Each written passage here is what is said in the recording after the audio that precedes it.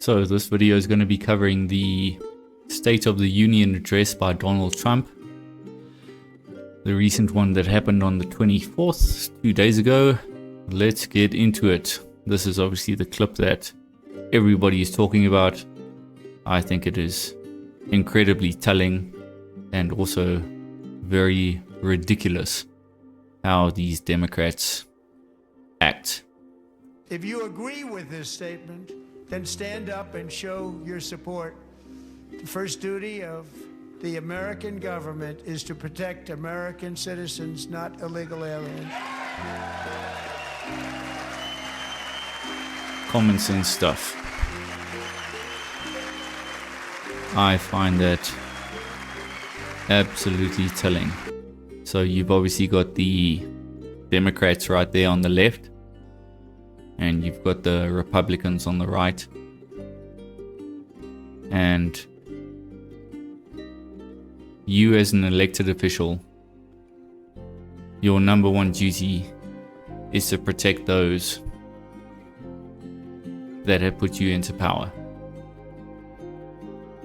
The fact that they don't agree that that is their number one duty is just so incredibly telling and laughable, really, and also so incredibly sad at the same time that, oh, let's carry on watching.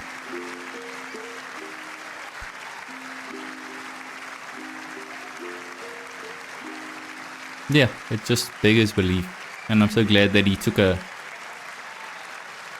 beat to just see how ridiculous it is. That pause. Classic. Incredible. Absolutely incredible.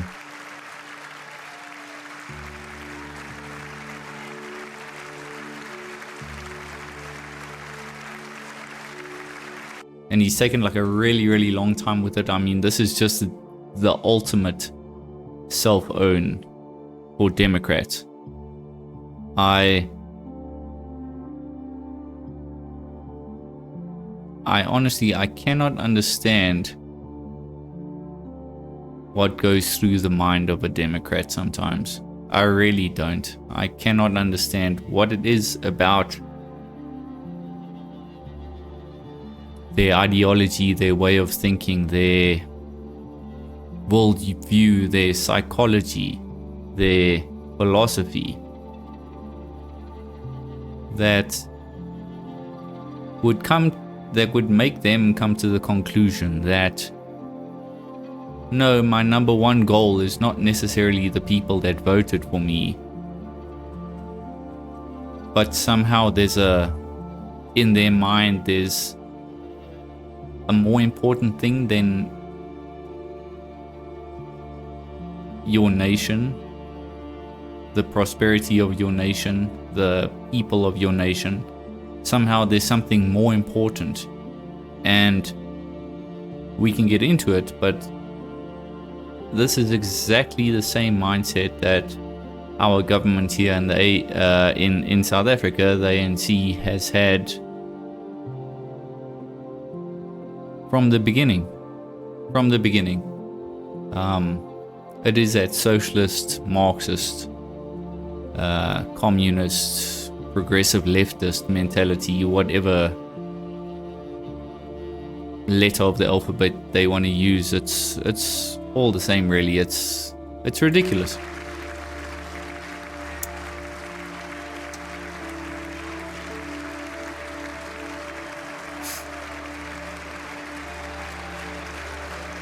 No, it's incredible. Absolutely incredible.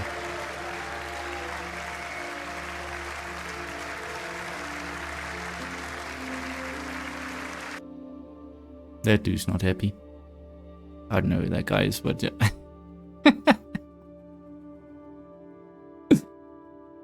But you're clowning yourself though. Man, that's pretty much the end of the clip, I guess. Yeah. Well, yeah. Damn. Wow. All Democrats boycotting President Trump's SOTU tonight. No one cares. Literally no one. Stay home, all of you. We don't want to see your miserable faces on screen anyway. We get it. You hate America. Yeah. There it is. What is the other? What's the other? What is any other conclusion that you could come to after looking at that? You literally despise your country, and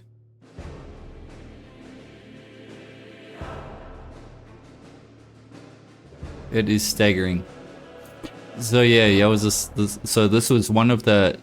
I read this was one of the 5 protests, counter protests that the leftists held, because of the SOTU. So I don't know. Maybe the Americans can let me know what the deal is with the frogs in the comment section. I'm not too. Things are so soft. Proud representative for Oregon's 3rd congressional district. Yes, thank you. I don't know what it is with the frogs.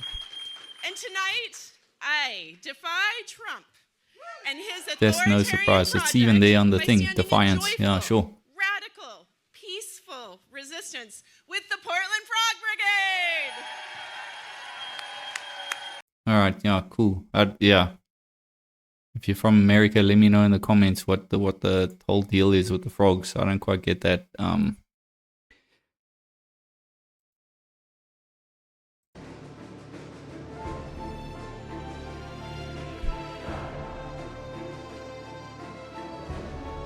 Democrat Representative Robin Kelly laughs at and mocks American veterans who received the Medal of Honor during President Trump's SOTU speech. Kelly: it was like an award show. You get a medal. You get a medal. You get a medal. You get a medal. What? Okay. What's this all about? I thought it would be. Did you leave early? Start that at the beginning. Sorry. I was there, and it was as horrific as I thought it would be. She's like horrific. Okay. Absolutely. It was like an award show. You get a medal. You get a medal. You get a medal. That's literally Mo just said. You get a car. You get a car. Y'all are on the same page. Oh, so okay, yeah.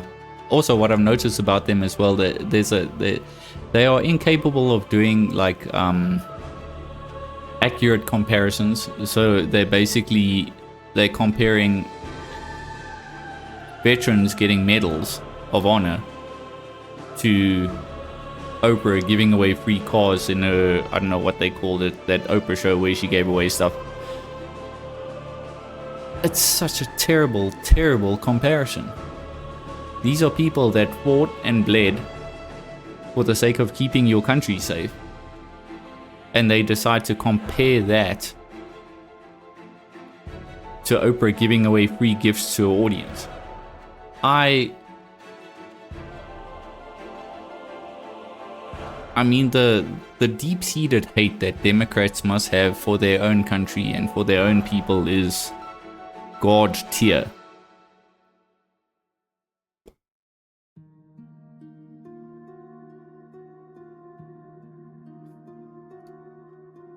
What's this here? Never forget what President Trump has had to fight. Just in this clip alone, you have a Judas vice president who was actively working to undermine him, and a Speaker of the House ripping up his speech on live TV after SOTU address. It's unbelievable. All right, what's that all about? Highest approval rating.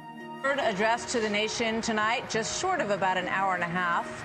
As we watch the interaction here, it comes in the middle of a huge week for the president as he hits his highest approval rating. Third address to the nation tonight, just short of about an hour and a half. There's not a lot of context with that. We're going to host, count them, 5 separate counter events. Yeah, there you go. Of some sort, they call them, in lieu of tonight's address. For all of these theatrics, it doesn't matter how many little gatherings they have, or where they stand, or how high the volume is on the microphones. They have nothing to offer, nothing but their TDS agenda, the Trump derangement syndrome, and it's on full display. All they can say, all they can tell you about is how they oppose President Trump and thwart his agenda and shut down the government and protest everything from the president's joint address. And this is also what's fantastic, we've had it in South Africa for the past 30 years. They're continually coming up with this narrative of the old regime is terrible, the old regime is, so bad. But their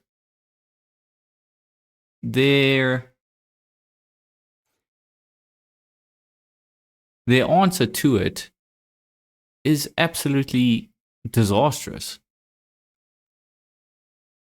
The other policies that they want to put into place, the other rules, the other laws, the other regulations are equally, in fact, far worse than what happened prior to it. And, again, it goes back to, we've continually got this, specifically with South Africans, we've got this continual, I like talking about American politics and I like talking about UK politics because I can see the pattern that unfortunately a lot of people refuse to see, that South Africa is, in a very real sense, what America and more recently the UK is looking like. We've already gone through the ringer with these liberal humanist socialist types. We are, in a sense, in South Africa, we are to use the analogy of the boiling water and the frog. The South African frog is already dead. The South African frog died in the water already. It's turned belly up and is busy floating there on the water. We're cooked already. I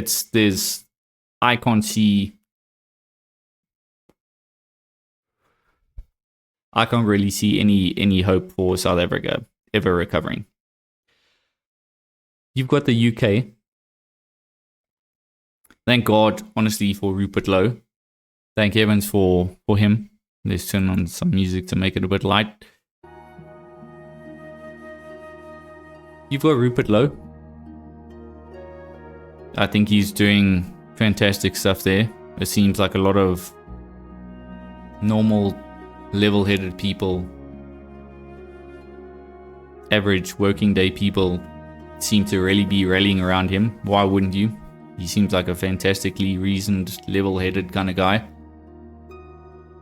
He wants his country for his people.